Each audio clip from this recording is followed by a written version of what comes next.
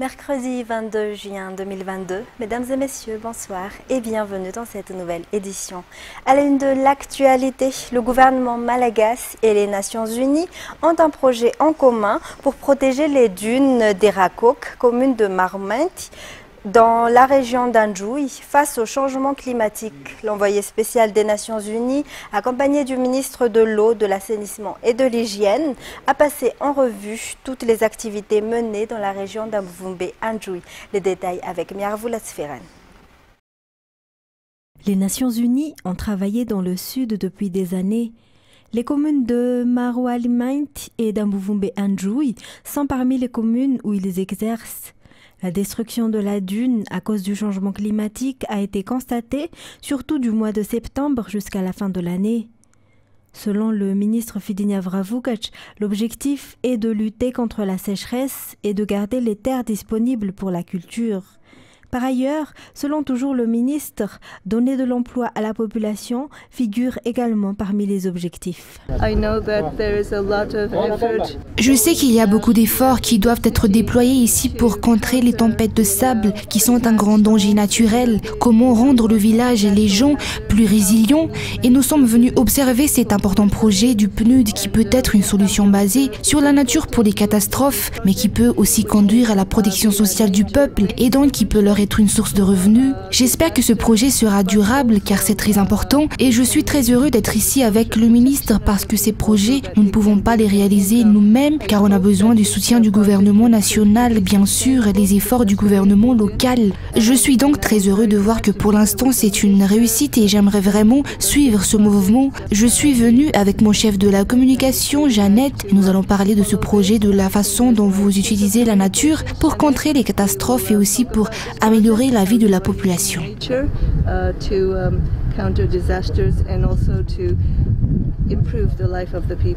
Et en économie, le prix de la vanille à l'exportation sera maintenu à 250 $. Cela a été confirmé par le ministre de l'Industrie, du Commerce et de la Consommation lors d'une rencontre avec des opérateurs de la filière vanille dans le Sava et à Marwantsech hier. Le ministre a également présenté les nouveaux membres du Conseil national de vanille ou CNV. Ce conseil présentera un projet de loi au Parlement pour faire du vol de vanille un crime, a-t-il souligné. Anduniana Martina, Nzaranji Ansu. Les membres du Conseil national de la vanille ou CNV, fondé sur le décret numéro 2021-548, ont été renouvelés le 19 mai 2021.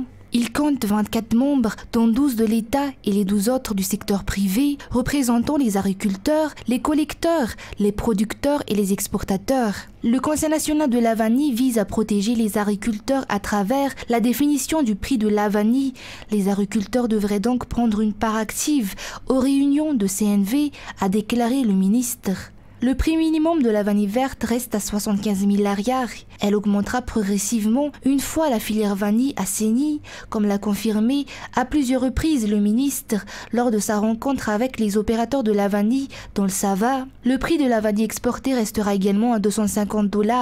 Par ailleurs, Madagascar reste le premier producteur mondial de la vanille. Les exportations totales de vanille de Madagascar ont atteint 2400 tonnes en 2021-2022, alors que la production mondiale totale était de 3000 tonnes.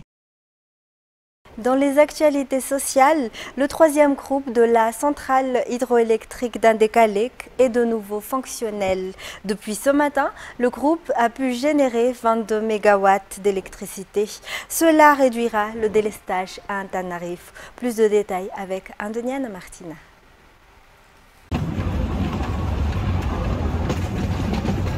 Le groupe de la centrale hydroélectrique d'Andekalek, remplaçant le groupe qui a subi un incendie, a commencé à fonctionner la nuit dernière selon un communiqué du ministère de l'Énergie et de l'Hydrocarbure.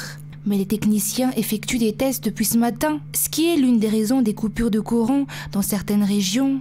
Ce groupe produira jusqu'à 22 MW et réduira le délestage dans la capitale. En tout, Andekalek générera 84 MW d'électricité. Si depuis le 14 juin, seulement 40 MW ont pu être générés et ont causé la coupure journalière de l'électricité dans la capitale. Cette coupure tournante se fera uniquement désormais la nuit si ces groupes fonctionneront à 100%. Il ne reste plus que 5 MW de puissance à fournir après cela, comme l'a annoncé le DG de la Jirama lors d'une conférence de presse la semaine dernière. On sait également que Manj 16, qui a été précédemment endommagée, et la centrale d'Amoumanamboul, qui a subi une panne de 6 MW, sont déjà en mesure de produire de l'électricité. Toujours dans ce contexte, seulement 28% de la population rurale de la région de Bouéni ont accès à l'électricité. Selon l'ADER, cette région a besoin d'être accompagnée dans la mise en place d'infrastructures électriques. À noter que l'appel à manifestation d'intérêt sur l'alimentation en électricité des zones rurales est déjà en cours à Madzang. Toujours un reportage de Indeniana Martina. 36% de la population de la région de Bouéni ont actuellement accès à l'électricité. 66% d'entre eux vivent en milieu urbain, tandis que 28% ont accès à l'électricité en milieu rural. L'un des problèmes est le manque d'infrastructures électriques pour cette région en particulier.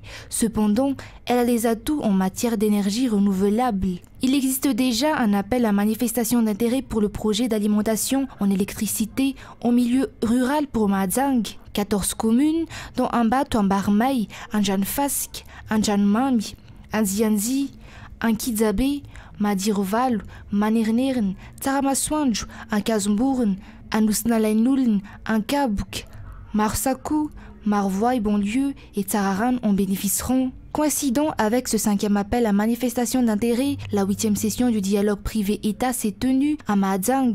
En collaboration avec le ministère de l'Énergie et des Hydrocarbures, l'ADER, l'ORE ou Office de régulation de l'électricité et le GISPERER qui a fourni un appui technique.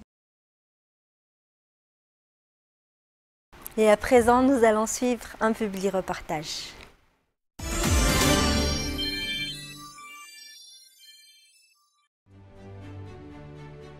Au sud-ouest de Madagascar, sur les côtes longeant l'océan autour du Tuléar, il est de plus en plus courant de voir les jeunes s'unir dans une même ferveur et les villages accourir comme spectateurs autour d'un ballon ovale. Parmi eux, autant de filles que de garçons. Taromélé est une association créée par Pierre Goni et qui a vu le jour en 2010. Mais au-delà de la pratique du rugby, je crois que c'est aussi un ciment pour ces jeunes, ça cimente les liens sociaux. Mais également, nous avons mis en place donc, des programmes qui ont permis en fait, d'utiliser une méthodologie pédagogique afin de former la communauté éducative malgache. Telma, partenaire numéro 1 du sport malagasy, mais également partenaire numéro 1 de l'éducation à Madagascar, s'engage à accompagner cette association pour offrir une nouvelle opportunité aux jeunes femmes et hommes malagasy de jouer, de s'exprimer et de s'épanouir. Nous sommes fiers de nous joindre à cette initiative. Telma soutient aujourd'hui la pratique du rugby pour son rôle solidaire, éducatif et responsable. Ce qui nous séduit dans l'approche éducative de Terre en Mêlée, c'est sa capacité de dépasser le seul cadre sportif en intégrant des activités d'expression culturelle et artistique. L'association Taromélé se positionne notamment comme le pionnier dans l'utilisation des valeurs du rugby comme vecteur d'émancipation des femmes, cause à laquelle Telma adhère également. Ensemble, créons un impact positif et de futures jeunes championnes et champions malagasy. Grâce au rugby solidaire, nous cultivons des valeurs et des attitudes telles que la performance, le challenge, l'esprit d'équipe et le fair play. À travers le soutien à cette communauté sportive et éducative qui est Taromélé, Telma renforce sa contribution active à améliorer le quotidien des jeunes malagasy à travers l'esprit sportif.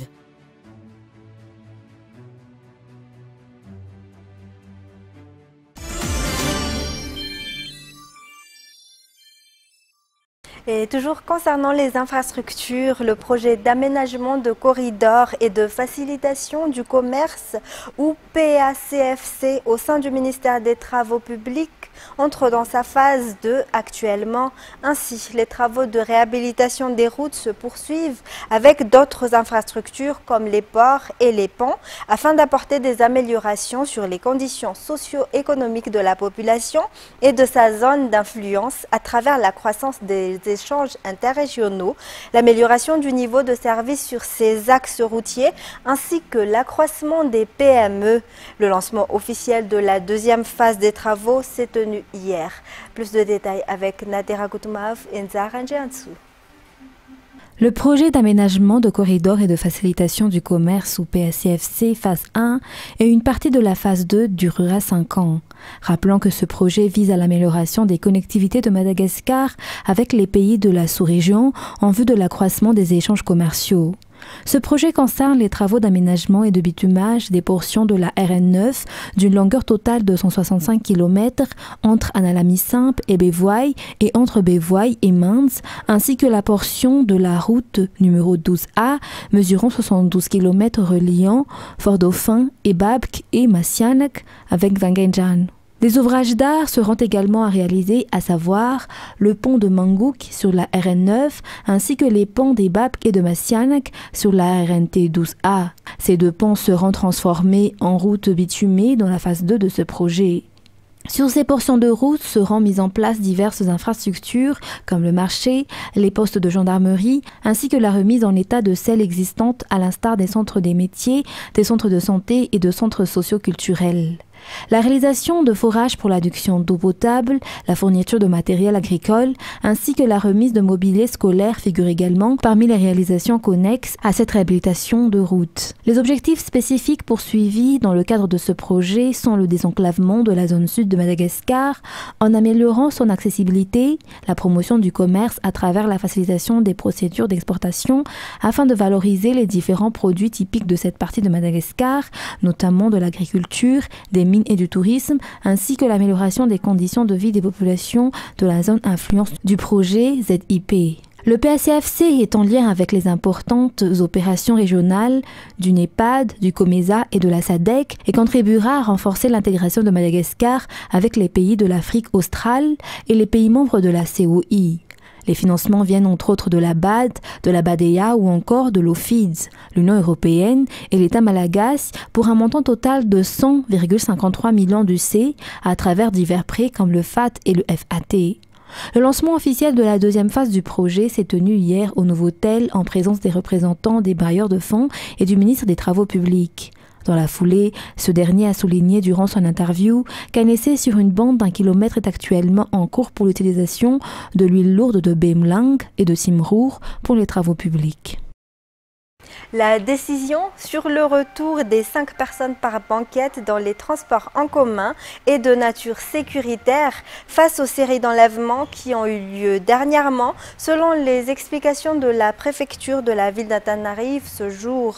Elle prend ainsi en considération les usagers du transport public, particulièrement les étudiants qui rentrent souvent chez eux tard dans la soirée, d'où cette mesure d'après la préfecture de la ville d'Antananarive. Yves Janel. 5 personnes par banquette au sein des taxis B sont de nouveau autorisées pour les transports publics de la ville d'Antananarive si cela a été interdit depuis l'entrée de la pandémie de Covid à Madagascar dans le cadre de la lutte contre la propagation du virus, soit durant ces 2 dernières années, une mesure prise surtout pour des raisons sécuritaires face aux séries d'enlèvements dans la ville, selon le préfet de la ville. Effectivement, selon le rapport reçu, les séries de kidnapping sont souvent liées aux attroupements au niveau des arrêts de bus, alors que les jeunes étudiants rentrent souvent dans la soirée selon leur emploi du temps, d'où la nécessité de la prise de cette décision. D'un côté, la Covid circule toujours dans le pays, les mesures et gestes barrières vont donc être maintenus et en particulier le port de masque dans les taxis B. Cela a toujours été effectif depuis la pandémie, mais le contrôle sera strict, assure le préfet. Ce dernier a fait aussi savoir aujourd'hui qu'un arrêté préfectoral autorise pour cette année la vente des jouets explosifs ou pétards dans le cadre de la célébration de la fête nationale, mais accompagné d'une mesure d'interdiction dans certains lieux comme l'hôpital et les écoles. Pour terminer les actualités locales, la maîtrise d'une langue étrangère, la préservation des parcs nationaux et la sécurité, telles sont les 3 conditions pour la relance du tourisme, en plus de l'ouverture des frontières, selon des experts dans le domaine du tourisme. Certaines de ces conditions ne sont cependant pas remplies, ont-ils souligné. Une formation en ce sens a été dispensée aux étudiants souhaitant se lancer dans le tourisme le week-end dernier, afin de promouvoir le tourisme à Madagascar. Le secteur de tourisme a été le second source de recettes pour la caisse de l'État à Madagascar au cours de ces 10 dernières années. Pourtant, cette situation a évolué à cause de la destruction des forêts et des parcs nationaux, selon les experts du tourisme. Il est cependant possible de redonner à ce secteur sa place, selon toujours ces experts. En effet, Madagascar a un avantage sur les autres pays dans ce domaine spécifique. Un accent particulier a également été mis sur la maîtrise des langues étrangères. Une formation et un partage d'expériences entre experts du tourisme et étudiants souhaitant entrer dans le domaine a eu lieu le week-end dernier. Formation et échange qui portaient sur le tourisme à Madagascar et la nature. Dans les actualités internationales, au moins 1 millier de personnes ont été tuées et des centaines blessées dans un puissant séisme qui a frappé une zone frontalière isolée dans le sud-est de l'Afghanistan dans la nuit de mardi à mercredi, selon les autorités qui craignent que le bilan ne s'élève encore. France 24. Des survivants évacués au compte-gouttes par hélicoptère. Dans la nuit de mardi à mercredi, la terre a tremblé 2 fois dans le sud-est de l'Afghanistan, un puissant séisme qui a pris tout le monde par surprise. Les habitants sont encore sous le choc, des centaines de morts et de blessés sont à déplorer. Il était minuit quand le séisme a eu lieu. Mes enfants et moi, on a hurlé. Une des pièces de la maison a été détruite. La maison de nos voisins s'est effondrée à cause du séisme. Quand on est arrivé sur place, il y avait des morts et des blessés partout. On nous a envoyés à l'hôpital. J'ai vu tellement de morts.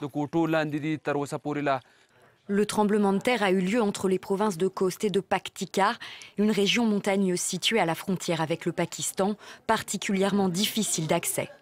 Les autorités ont promis des liquidités d'un montant d'1 milliard d'Afghani pour porter assistance aux sinistrés. Insuffisant néanmoins, sans aide extérieure, nourriture, vêtements et médicaments pourraient venir à manquer rapidement. Nous appelons également la communauté internationale, les organisations caritatives et toutes les organisations humanitaires à travailler avec le peuple afghan dans cette grande tragédie. Soyez aussi généreux que possible dans vos contributions. Les infrastructures du pays sont limitées en nombre et en capacité pour faire face à une catastrophe naturelle d'une telle ampleur. D'autant que depuis l'arrivée au pouvoir des talibans en août dernier, les aides internationales ont en partie été coupées. Le pays est plongé dans une grave crise financière et humanitaire. Emmanuel Macron continue ce jour son tour de table des forces politiques à la recherche d'un difficile consensus à l'Assemblée où débarque l'important contingent de députés RN et où plusieurs postes de chef de file sont attribués. France 24. Une assemblée plus divisée que jamais. La France se dirige-t-elle vers un gouvernement transpartisan? À la sortie de sa rencontre hier soir avec Emmanuel Macron, le patron des communistes, Fabien Roussel, révèle que le président lui aurait proposé d'intégrer un gouvernement d'union nationale. Idée qu'il rejette pour le moment. Je ne sais pas si l'union nationale est quelque chose qui peut être mis à l'ordre du jour, tant il y a de défiance envers le président de la République et ses députés. Je lui ai dit aussi sincèrement, il faut qu'il entende qu'il a besoin de réorienter sa politique. Même son de cloche ce matin pour les écologistes. Selon eux, ce n'est plus à l'Élysée, mais à l'Assemblée de choisir la politique du pays. Il n'y a pas de nécessité de gouvernement d'union nationale, il y a un Parlement, et ces cafés sont très sympathiques évidemment, mais c'est pas à l'Élysée qu'on doit faire la politique, c'est dans l'hémicycle. Et les Insoumis sont sur la même ligne. Ça ne peut pas être une perspective pour nous. Nous avons combattu sa politique, nous allons la combattre encore, nous n'allons pas gouverner avec vous. L'idée aurait été soufflée au président par les 2 autres piliers de la majorité, Édouard Philippe et François Bayrou. Leur modèle, le gouvernement d'union nationale de 1945.